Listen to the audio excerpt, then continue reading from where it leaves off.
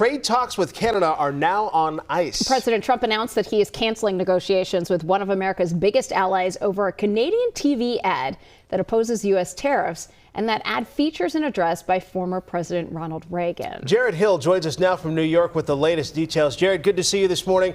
Let's start with this. What does the cancellation of these trade talks mean when it comes to relations between the Canada and U.S. moving forward? Because these were already strained. Yeah, I mean, that's really going to be up to the power players here, right? I mean, we know that President Trump is making the accusation that this ad from Canada, and in particular from the government of Ontario, is, as he calls it, an effort to interfere with a Supreme Court case dealing with his tariff policies. We haven't heard anything directly from the Canadian government. The head of Ontario, the Premier of Ontario, has commented on the general notion of these relations between the U.S. and Canada, saying that the U.S. that Canada is not going to back down here. But we also know that just yesterday, the Canadian Prime Minister said that he was going to make an effort to try and find ways to double the amount of exports that Canada gives to other countries because of what he called the uncertainty caused by American tariffs. So what does that mean for us, yeah, Jared? I mean, everyday Americans there.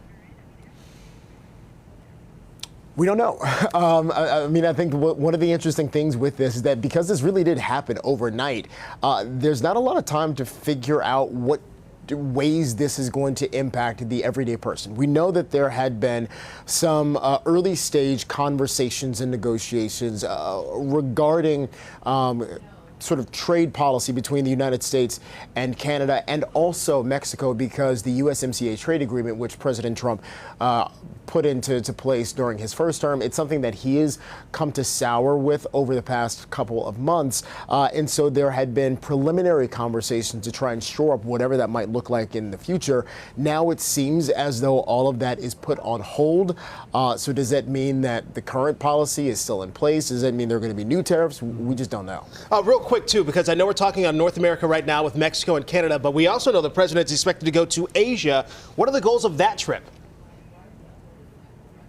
Yeah, so he's going to take a couple of stops in Asia. One of the big ones that we're watching for, and so on this broader Asia trip, there are going to be some summits with various Asian nations. We know that there has been a lot of trade talk and tariff talk with a number of countries throughout Asia. One of the big ones, though, obviously, is China. President Trump has been saying that he wants China to do a couple of things, including stop sending fentanyl, stop allowing for fentanyl to be sent into the United States.